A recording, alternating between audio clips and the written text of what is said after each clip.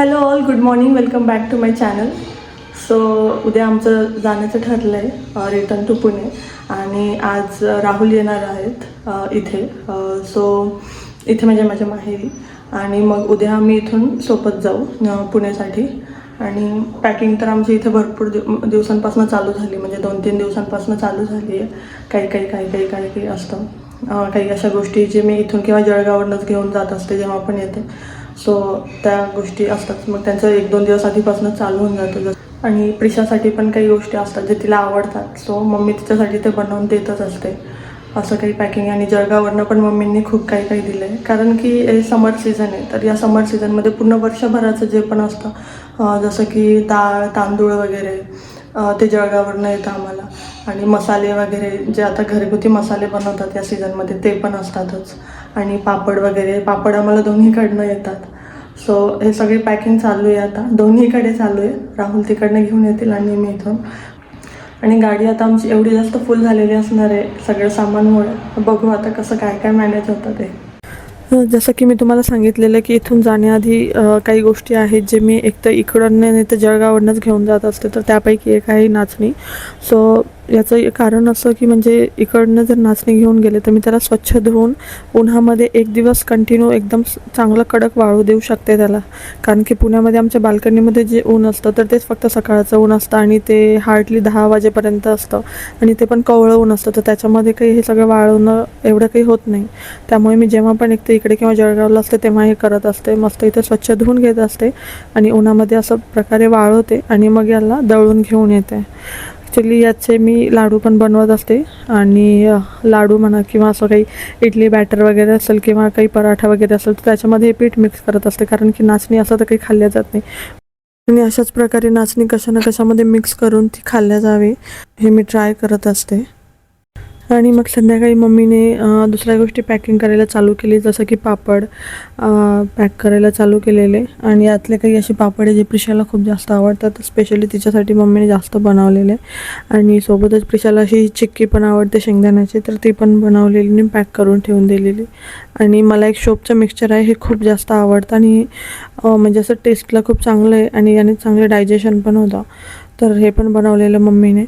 जर तुम्हाला मिक्सचरची रेसिपी हवी असेल तर मला कमेंट सेक्शनमध्ये नक्की सांगा. आणि मग नंतर मी आणि मम्मीने सगळी पॅकिंग कंप्लीट केलेली. फक्त आता डायरेक्टली बॅग जे आहेत त्या गाडीमध्येच ठेवायचं बाकी होतं आणि ते आम्ही उद्या सकाळी करू.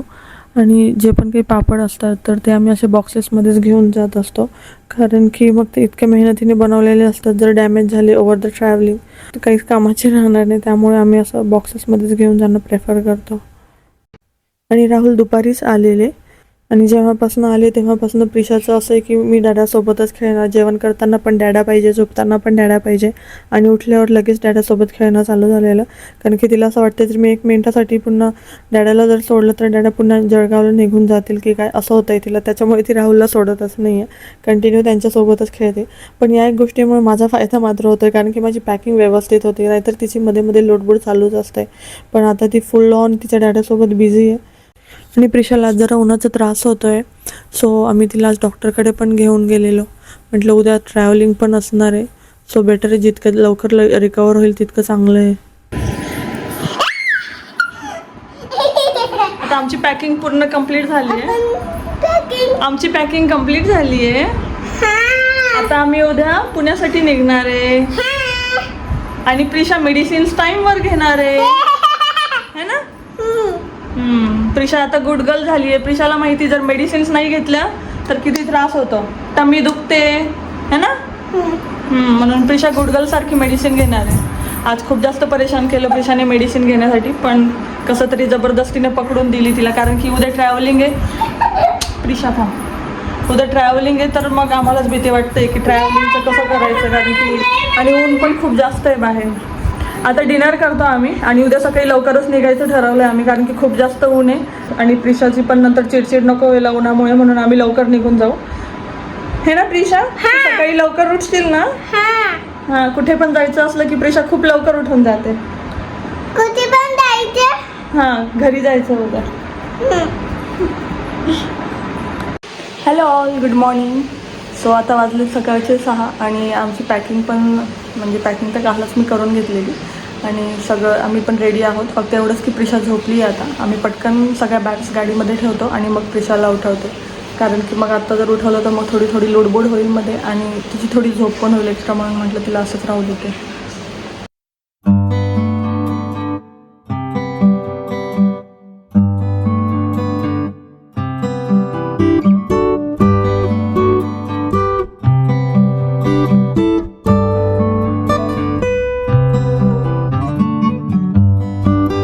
Hello all.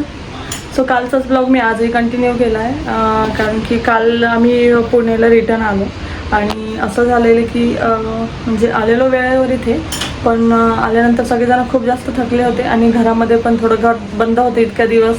तर त्यामुळे 8-10 दिवस का नसो, पण घर बंद असल्यामुळे आणि इकडे वातावरण पण थोडं चेंज होतं, जसं की पाणी हवा वगैरे असं झालेलं. नंतर आम्हाला इथे आल्यानंतर समजलं, म्हणजे खूप जास्त घाण होती दोन्ही बाल्कनीजमध्ये, किचनमध्ये, सगळीकडे. सो ते क्लीन करता खूप जास्त आम्हाला वेळ झालेला, त्याच्यामुळे मी काल काहीच रेकॉर्ड करू शकले नाही. आणि काल एनीहाऊ मला सगळं सेट करायचं होतं, कारण की आज मंडे, आजपासून राहुलचं ऑफिस चालू होणार होतं आणि त्यामुळे आणि मेन म्हणजे आम्ही प्रिशाचं ॲडमिशन घेतलेलं दिवाळीच्या नंतर. सो त्याची मीटिंग होती आज, तर तिथे पण जायचं होतं. सो म्हटलं की काल सगळं जेवढं पॉसिबल होईल तेवढं सगळं करून घेऊ. आता घर तर सेट आहे बऱ्यापैकी, पण जे सामान होतं, जे बॅग्स होते मी घेऊन आलेले, तर ते अजून पण अनपॅक झालेलं नाही, तर सो ते करायचं आहे.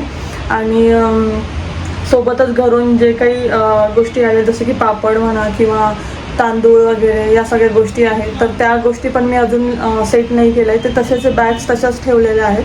म्हटलं आधी घरात सगळं क्लीन करून घेऊ आणि ह्या सगळ्या गोष्टी हळूहळू होतील. जे अशा काही गोष्टी ज्या फ्रीजमध्ये ठेवाव्याच लागतील किंवा त्यांना ओपन करून ठेवाव्या लागतील, अशा ज्या गोष्टी आहेत ते मी कालच करून घेतलेल्या. बाकीच्या ज्या आहेत ते म्हटलं हळूहळू करू, जसं होईल तसं. आणि मग नंतर दुपारी एकदमच वातावरण पण चेंज झालं आणि चांगलाच पाऊस पण आलेला. प्रिशा मात्र झोपलेली होती, नाही तर प्रिशा जागी असती तर प्रिशाला हे खूप जास्त आवडलं असतं पाहायला.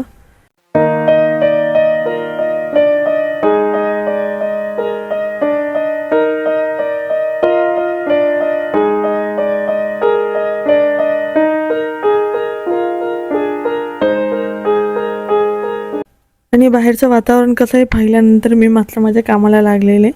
हे बघू शकता तुम्ही किती जास्त सामान, हे सगळं सामान लावायचं बाकी. यातले भरपूर तर अशा बॅग्स आहे ज्यांना म्हणजे तांदूळ आहेत की त्यांना ते खराब नाही होण्यासाठी, ते खराब न हो यासाठी त्यांना बोरिक पावडर असतं, तर ते लावून ठेवायचं आहे.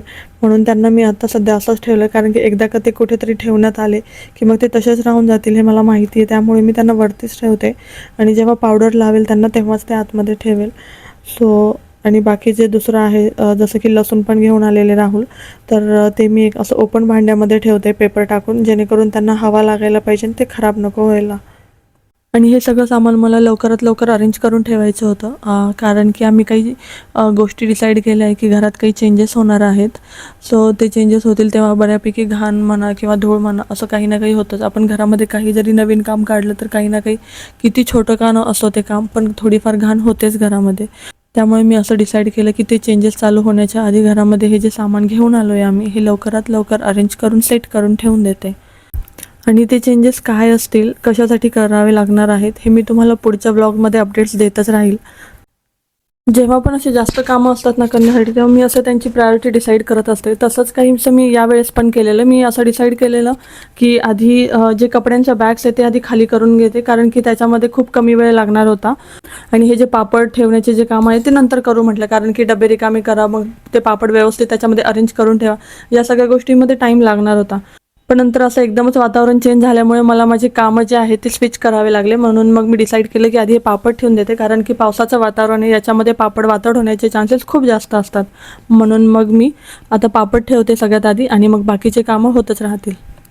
आणि लहानपणापासून आपण हेच बघत येतो घरामध्ये की जेव्हा आपण काही जास्त क्वांटिटीमध्ये स्टोअर करायचं असेल, मग ते पापड असो किंवा गहू तांदूळ असो, तर ते अशा प्रकारे जे मोठे स्टीलचे डबे असतात त्याच्यामध्ये स्टोअर केले जातात.